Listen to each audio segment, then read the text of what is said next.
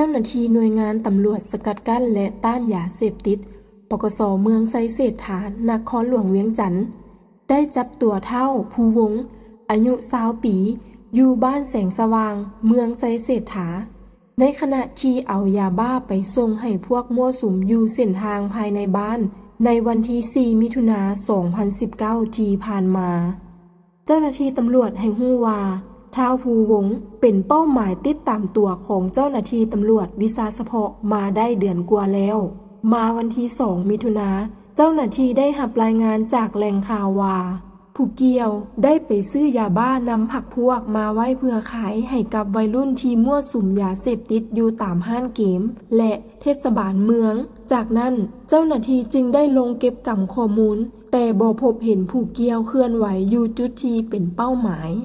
มาวันที่4 มิถุนายนได้สืบรู้ว่าผู้เกี่ยวเคลื่อนไหวนำเอายาบ้ามาขายอยู่เส้นทางเขตบ้านแสงสว่างเมืองไซเศรษฐา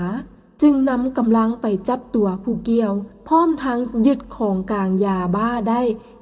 167 เม็ดและโทรศัพท์1 หน่วยไปสอบสวนดำเนินคดีท้าวภูวงศ์สารภาพว่าได้พัวพันเสพยาเสพติดประเภทยาบ้ามาแต่ปี 2017 โดยหมู่ยูฮั่นเกมสักส่วนให้ลองเสพจากนั้นจึงได้ทำการเสพเรื่อยๆมาถึงเดือนกุมภาพันธ์ 2019 จึงเริ่มซื้อขายยาบ้าโดยซื้อนำเท้าหำอยู่บ้านโซกน้อยเมืองไซเศรษฐาที่เคยหู้จักจากหมู่ต่อหมู่โดยซื้อครั้งละ50 เม็ดแล้วนำไปขายให้กับวัยรุ่นที่มั่วสุมตามห้างเกมและกรรมกรที่เสพยาบ้าผ่านมาท้าวภูวงศ์เคยซื้อยาบ้านำเท้าหำมาแล้วหลายครั้งแต่มาในเดือนเมษายน 2019 ได้หยุดเซาซื้อยาบ้าจากเท้าหำแล้วไปซื้อนำเท้าโตอยู่บ้านคำสวัสดิ์เมืองไซเศรษฐาครั้งละ1 ถุงเท่ากับ200 เม็ดด้วยรูปการติดหนี้ไว้ก่อนขายยาบ้าได้เงินแล้วจึงใส่หนี้ตามหลังนับแต่นั้นมาก็ได้พัวพันซื้อขายยาเสพติดกับเท้าโตมาตลอดโดยเท้าโตจะเป็นคนเอายาบ้ามาส่งให้อยู่เหือนมาวันที่2 มิถุนายน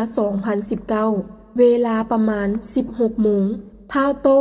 ได้เอายาบ้าไปส่งให้เท้าภูวงศ์จำนวน1 ถุงเมื่อได้ยาบ้ามาแล้วก็นำไปขายให้กับวัยรุ่น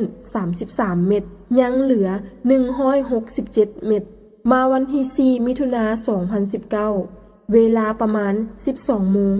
มีวัยรุ่นโทรศัพท์บอกให้เอายาบ้าไปขายให้จำนวน100 เม็ดท้าวภูวงศ์จึงนำยาบ้าทั้งหมดออกไปส่งให้วัยรุ่นคนดังกล่าวโดยนัดจุดซื้อขายอยู่เส้นทางบ้านแสงสว่างเมื่อไปฮอดก็ถึงเจ้าหน้าที่จับตัวพร้อมกับของกลางยาบ้าจำนวน167 เม็ด